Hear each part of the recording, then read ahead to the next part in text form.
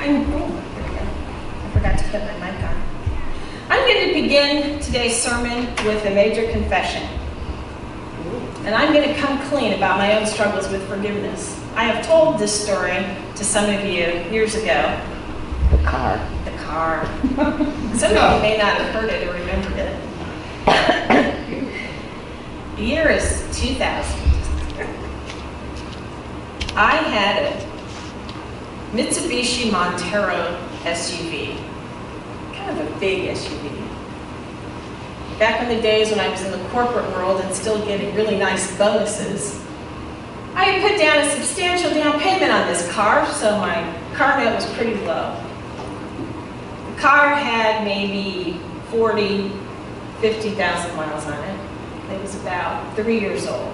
I put on a lot of miles even then. There was a young man who was one of Walter's helpers or armor bearers at Salem. We were headed to Disney World for our annual homage to the mouse, as I used to call it.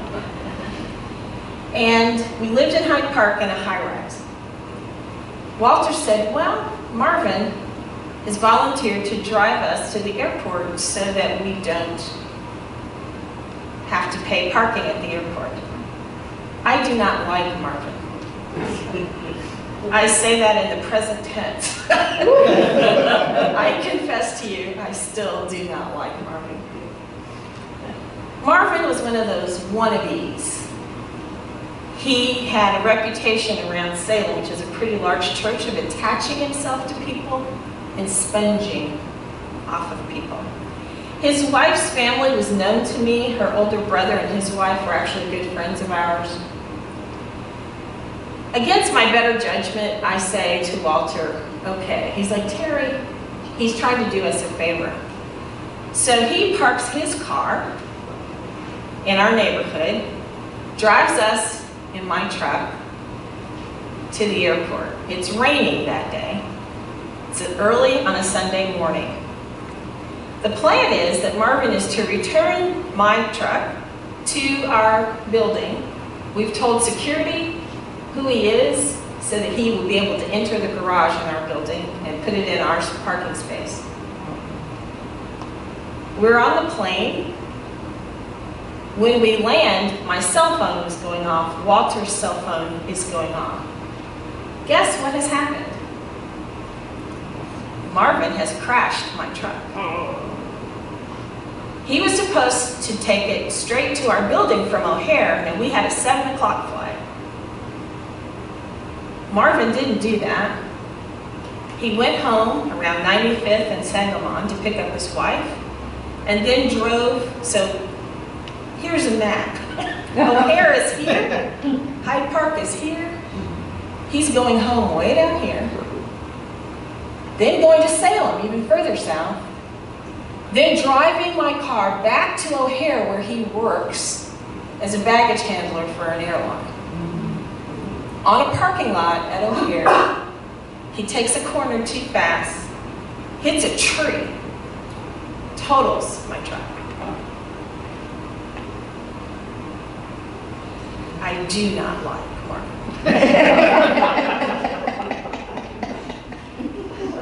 Mitchell sees that I'm distraught. Walter is trying to keep everyone calm. Mitchell's like, do we have to go home? Are we still going to have a vacation? I'm like, no, gotta calm down. My 10-year-old is on vacation. So we have vacation. Someone picks us up at the airport. We go to a wedding the next day. The wife approaches me and says, so, how was the vacation except for that little accident? I say fine and walk to my seat. Over the upcoming weeks, Marvin never says a word to me, although I think Walter took him to the woodshed, for having violated, not even so much for the accident, but for having violated the agreement. Now, if you're driving someone else's car, you do with the car what they ask you to do. The first Sunday after I get back from this vacation, I'm still serving First Christian Church in Maywood as sort of a de facto interim. I had done my field placement, the pastor had left, they had not yet hired an interim. So I'm still serving there.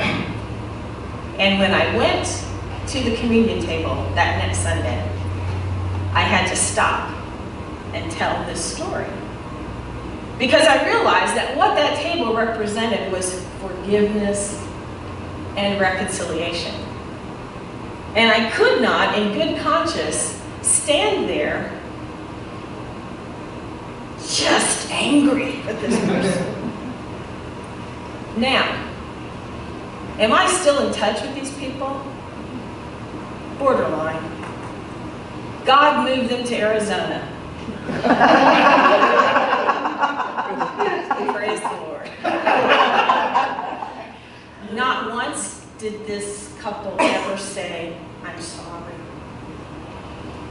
Not once did they ever offer to even pay like a deductible on the insurance. Not once did he ever acknowledge to me, I'm not sure what he said to Walter. And I actually told him once, he said, his wife called me and said, it seems like there's some friction or tension between us all.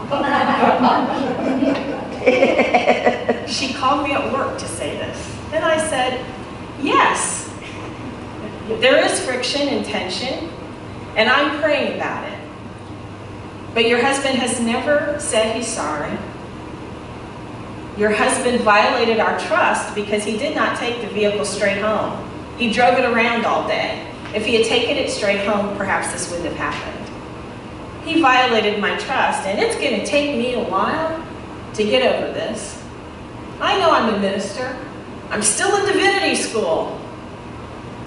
But it was financial impact. It was personal impact. And to this day, when these people visit Chicago, my reception of them is, I have to admit, a bit tepid at best. So I confess to you that it is really hard to forgive. It's really hard to forgive. I told Walter I don't want that man driving a vehicle that we own. I don't want Mitchell around him. I want nothing more to do with these people. Now, every time I tell that story, I realize how mad it still makes me. And so I confess that it is hard to forgive. Now, what were our options? A friend of ours who's an attorney, word spread like wildfire about this, as you might imagine, through Salem. He had actually told people that the reason he had an accident was because my tires were bald. Now, Walter and I take better care of our cars than that. My tires were not bald. It was an SUV, all-wheel drive. Every time I tell it, I'm angry again. And every time I see them, I'm angry again. It's like you and the watercolor. The wife friended me on Facebook, and I friended her back. I don't really interact with her that much. We saw her at a concert. She was here for a reunion of a concert that Walter and I were invited to. And I'm pleasant. But you know what the real problem is? They never said, I'm sorry.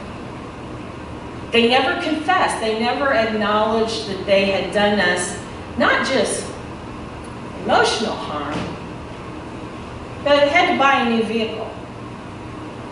Didn't have the same larger down payment that time. It affected us on a lot of different levels. If they had said, we are so sorry, we're really sorry, if he had just acknowledged some complicity in the problem. Don't you find that that's true? When people say, I'm sorry, confession will open up pathways for reconciliation. That's what happened with Onesimus. Paul made that confession on Onesimus' behalf. Onesimus ran away. Scholars believe he stole something from Philemon. And once he was engaged by Paul, with this story of a God who loves us so much that he forgives. Onesimus was in fear of his own life, and Paul gave him this message that when we confess our sins, he is faithful to forgive us of all of our sin. And so Paul appeals to Philemon, who no doubt, even though he was a good Christian brother, was probably really angry that his slave had stolen from him and gone away. The penalty was not just being unfriended on Facebook. The penalty for Onesimus was death. Paul says, hear me when I say that he's different now. He has made the same confession that you and I have made. He's been forgiven by the Lord Jesus Christ, just as you and I have been forgiven. And so I appeal to you, my brother, just as Jesus has forgiven us, would you please not only forgive Onesimus, but I'm sending him back to you so that he can live out this repentant life once again as your servant. Onesimus wasn't seeking to be freed from the obligation. There are lots of people who criticize this letter and other references that Paul makes to slavery. We have to remember that slavery in the Roman times was nothing like the chattel slavery that African Americans were held under. But Onesimus' intent is to, as a forgiven soul, to do the right thing and return. To now serve this master as a forgiven servant, hopefully serving with honesty and with integrity this time. Having a new bond with his master because they both are now living as Christians reconciled to God through Jesus Christ. I have no doubt that Philemon allowed Onesimus to return. The text doesn't tell us, but Paul makes a pretty impactful plea. Paul, in fact, in his little rhetoric here, says, I could remind you of where you were before I met you, but I won't go there in this letter. When you get a chance, read that letter. He's making a pretty pointed, I won't remind you of what I've meant to you in terms of your own salvation. It's hard to forgive, to give people a second chance when they have taken something from you, be it material, maybe they have taken your self-confidence, maybe they have taken your self-esteem, maybe they have hurt your child or your spouse, or they've done or said something to offend you in some way. It's hard because we can hold on to things. As you can see, sometimes stuff just stays with us because it's so wrong. And you can't believe people have the gall to do some of the things they do, right? Be honest. There's some experience you've had where you're just like, and that's why forgiveness is not about making people your best friend. You have the right as a healthy human being to remove yourself from people whose actions and attitudes don't do you any favors. My second grade teacher, when my friend Patty Manuel and I had some argument, I can't even remember what it was about. We didn't speak to each other for a while, and Mrs. Iris Side, my second grade teacher, reminded us that you don't have to be friends, but you will be civil to one another in this classroom. You don't have to walk home together anymore, but you will be nice to each other in school. We don't have to invite the people who've offended us into our home. But when we hang on to that, when we deny people a second chance, all it does is gives us that tense feeling. Forgiveness is not really so much for the offender as it is for us to let go and release. Philemon, by forgiving Onesimus, got a much better deal. He got a servant back who was yielded to God, who understood and confessed that he had done wrong. His confession opened up pathways. His confession allowed him to receive Jesus, and his confession allowed Paul to advocate on his behalf. A dear friend of ours, Eva Kaur, is the mother of one of my brother's best friends. Eva and her sister were Holocaust survivors. They were twins, and they were part of the experiments perpetrated by Joseph Mengele at Auschwitz. Eva was the control twin, and her sister was the one who got all of the weird doses of medication. And her sister died probably about 20 years ago. Eva travels not only the country, but the world. She's been honored by the state of Israel. She has a Holocaust museum called Candles in Terre Haute, Indiana. I used to be on the board of that museum. It's been torched more than once by people in Terre Haute. Eva has said that she forgives Joseph Mengele. She forgives Joseph Mengele. She has been criticized by Jewish people, by other Holocaust survivors. They've done a documentary about Mrs. Kaur called Forgiving Dr. Mengele. And what Mrs. Kaur says, she's about 4'10", tiny little woman, fiery spitfire, still has a very heavy Eastern European accent. And she says, I did not do that for Dr. Mengele. I did it so that I could live. I have endured so much that I could not carry one more piece of trauma just to stay mad at him. And she's actually written a children's book about that process of forgiving and what it actually means. A second chance. It's hard to offer people a second chance. It may have been hard for Philemon to do the same. But trust me, when we have been forgiven, we must also forgive. The weight of unforgiveness will do more damage to us than taking out our wrath on that person. It's hard to walk away from doing what you think is necessary to ensure that that person gets their just desserts. And sometimes it's important to seek legal remedies against people who've offended. But that doesn't liberate us from the need to spiritually confer forgiveness. You hear it all the time. Victims of violent crimes will say, I forgive, and you wonder, how can they do that? For their own sanity, quite honestly.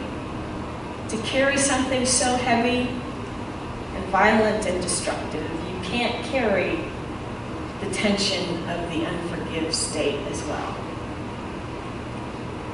Paul argued for a second chance. I hope that you will, the next time someone offends, be able to find it in your heart, to find that place where even though you want to wreak every consequence possible upon that person, that you'll remember how much you've been forgiven. And just as Paul appealed to Philemon to say, you and I are both Christians, we know what we should do. Let's always remember, we really need to offer people a second chance. It's hard, but it is required of us as part of the faith to which we witness, part of our commitment to be followers of Jesus Christ.